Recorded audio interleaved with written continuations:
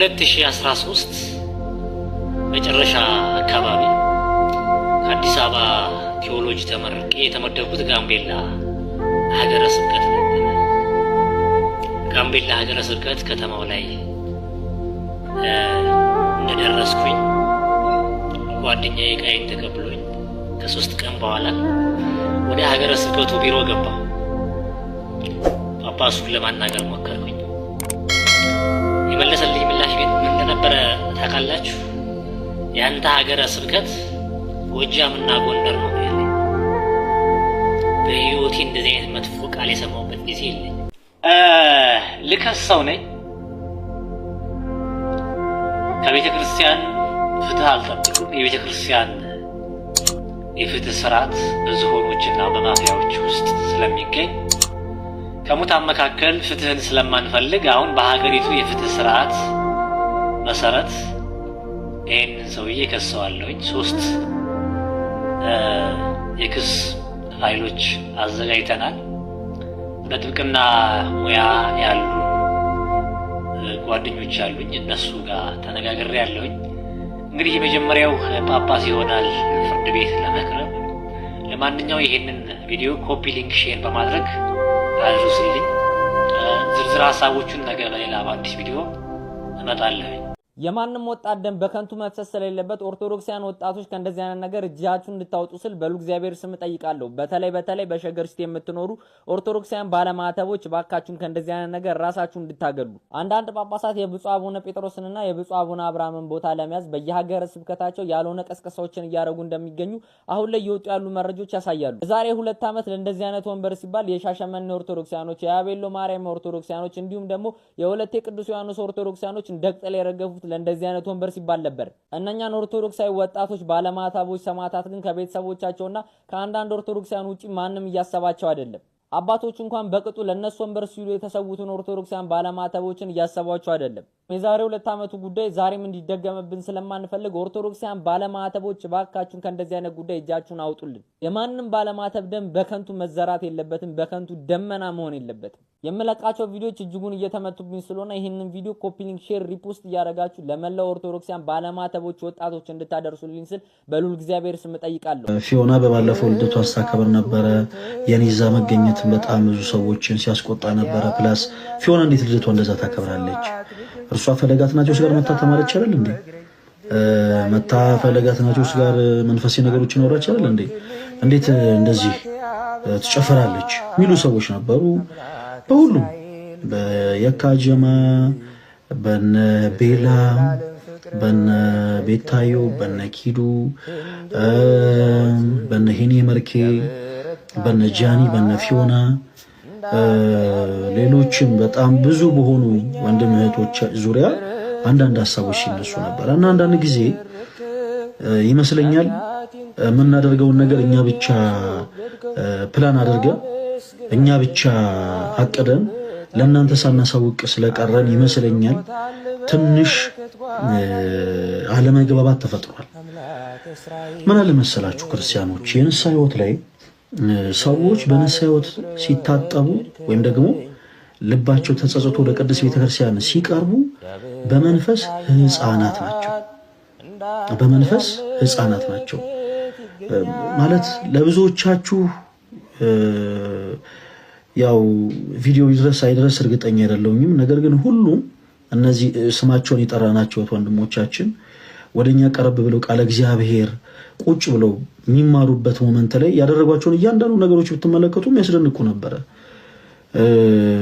ለምሳሌ ቤላ ለተወሰነችም ሰኮንድ ይሁን የንስሐ ዝማሬን ቁጭ ብሎ ከእህት ወንድሞቹ ጋር ሲሰማ ነበረ። እነ ፊዮና እነ ጃኒ ካለቻቸው ሰዓት ላይ ቀንሰው የተወሰነችው ደቂቃ ይሁን ለእግዚአብሔር ቃል ያንን ጊዜ አሳልፈው ሰጥተው እነሱ ጸጥ ብለው ቁጭ ብለው እኛ ስንናገር ለማድመጥ ፈቃደኛ ሆነው የተቀመጡበት ጊዜ አለ። እነ ቤታዮ እነ ኪዱም በጣም ልዩ በሆነ ፍቅር ጊዜያቸውን ሰውተው እኛ ጋር ቀርበው ተገኝተው ሌሎች ሰዎች በጀመሩት ዓለማዊነታቸው ሲጨርሱ እነርሱ ግን ወደኛ ቀርበው ቃለ እግዚአብሔር ለማድመጥ እነ ቤታዮ ካያችሁ ያላትን የተወሰነችውን ጊዜ ነጠላ ለብሳ እግዚአብሔርን ለማመስገን ተጠቅማበታለች። ሄኒ የመርኬ ተወዳጆች መርሳት የሌለብን ነገር ያው እግዚአብሔርን በዝማሬ ያመሰግናሉ ብሎ ለዛች ሰኮንድም ቢሆን ጫቱን ካፉ ተፍቶ ነበር። ያው እንግዲህ በአፉ ላይ ነበረውን ያንን ነገር ተፍቶ ውሃ ተግሞጥሙጦ ለእግዚአብሔር ምስጋና ያለውን ክብር አሳይቶ ለዛችም ደቂቃ ቢሆን ሲዘምር ነበር። የካጀማ ለተወሰነችም ጊዜ ቢሆን ለተወሰነችም ደቂቃ ቢሆን ቀረብ ብለው ቃለ እግዚአብሔርን ሲሰሙ ነበር። እርግጥ ነው ክርስትና ጊዜያዊ ነገር አይደለም ተወዳጆች፣ ክርስትና ጊዜያዊ የሆነ ነገር አይደለም። ሰዎች ልክ ያለደለ በነፍስ ድፋምነት ስሜት ሲሰማቸው ያው የሚቀርቡት ወደ ማን ነው? ወደ ክርስቶስ ኢየሱስ ነው። እናም ክርስቶስ ደግሞ ከኃጢአት ሁሉ ያነጻቸዋል። ኦኬ፣ ከኃጢአት ሁሉ ያነጻቸዋል። እና ይሄ ነገር ጊዜያዊ አይደለም። በቃ ይሄ ጸጸት ለዘላለም ከነሱ ጋር ብሎ ሊኖር ይገባል። ብዙዎቻችን ትላንትና በሰራነው ኃጢአት ተተብትበን ትላንትና በሰራነው በደል ጸጸቱ አስሮን ይዞን ወደፊት መጓዝ ያቃተን ሰዎች አለ። ሌሎቻችን ደግሞ ትላንትና የሰራነው ጽድቅ ትላንትና የሰራነው መልካም ነገር ይዞን ወደፊት መጓዝ ያቃተን ሰዎች አለ። እኔ እኮ ዲያቆን ነበርኩ፣ እኔ እኮ እንደዚህ ነበርኩ፣ ያላየነው ነገር የለም፣ ገብተን አገልግሎት ተምረናል፣ አስተምረናል ብለን ዛሬም መስራት ያቃተን ሰዎች አለን። እኔ በጣም ወድቄያለሁ፣ እኔ በጣም በድያለሁ፣ እኔ በጣም ደክሜያለሁ ብለን ደግሞ ትላንትና የወደቅነውን ውድቀት አስበን ዛሬም መኖር ያቃተን ሰዎች ደግሞ አለ። ኃጢአታችንን በደላችንን በንስሐ እየዘነጋን ጽድቃችንን መልካም ምግባራችንን በትትና እየዘነጋን ምንም እንዳልሰራ ሰው ምንም ልክ ዛሬ እንደተወለደ እንደ አዲስ ሰው በምግባር ለመመላለስ እግዚአብሔር የሚወደውን ለኛም የሚበጀውን ነገር በማሰብ ነው መንቀሳቀስ ያለብን። ኦልዌይስ ዱ ዘ ኔክስት ራይት ቲንግ የሚል አንድ በጣም ወዶ አባባል አለና ሁልጊዜም ቢሆን በቃ ቀጥሎ ምንድነው መደረግ ያለበትን ነው ማሰብ ያለብን። ዘ ኔክስት ራይት ቲንግ ምንድነው ነው? ጽንስ ያስወረዳቸው ከሰይጣን በተማሩት ትምህርት ከሴቶች ማህፀን ጽንስን አወጡ። እግዚአብሔር እስኪቆጣ ድረስ ይብላኝላችሁ ጽንስ ያስወረዳችሁ፣ ማህፀን የዘጋችሁ አላዋቂ ነው እግዚአብሔር። አንተ አዋቂ አቤት ተምሮ ተሞቶ በእቅድ ሊመራ በእቅድ በገዛ ራስህ በአፍጢምህ እየተደፋህ ነው ያለኸው። ጽንስ አስወርዶ ቤት ሊቃና እቅድ ሊሳካ ጽንስ አስወርዶ ማህፀን ዘግተሽ እቅድሽ ሊሳካ የእግዚአብሔር መቅደስ አፍርሰሽ ይብላኝላችሁ ይህን ትምህርት ያስተማሩ ከተጸነሰባት ሰከንድ ጀምሮ ሙሉ ሰው ነው። ሁለት መላእክት ይመደባሉ። ያስወረዳችኋቸው ሁሉ በሙሉ ተመዝግቧል። ደም ያፈሰሰ ደሙ ይፍሰስ። ከመጨካከን ሰውረን ማለት እንዴት ሰው በእናቱ ከአንድ ማህፀን ወጥተው በአንድ ቀን ተዘርተው በአንድ ቀን በቅለው ምን ነው በወንድሙ ጨከነበት? ኧረ መድኃኔዓለም ክርስቶስ ከመጨካከን ሰውረን። በስምንተኛው ሺህ የሚወለደውን ሁሉ እግዚአብሔር ያጥራው። እድሜ ለቻይና ላስቲክ ገና ብቅ ሲል ላስቲኩን ታጎርሰዋለች። ላስቲኩን ያኝካል። በስማም እንኳን ትሉበታላችሁ። ኧረ ስለ ወላዲተ አምላክ እንደው የተወሰነ ጊዜ እንኳን አጥቡጡት። ኧረ ተው የሚየወዟ ጠረኗ እኮ ይጠቅማል። የእናቴ ልጅ ደግነቱ ይተላለፍበታል እኮ የእናቴ ልጅ። የላም ልጅ ዛሬ ይኸው መተዛዘን ጠፋ።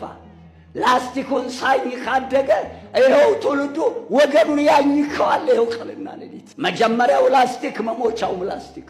ዛሬ ምክር እንሰማለን። አባት የሚመክረው ልጅ አለ፣ የአባቱን ምክር የሚሰማ ልጅ አለ፣ የእናቱን ምክር ይሰማል። ተሰብስቦ ካህን ይዞ ነው የሚታጨው።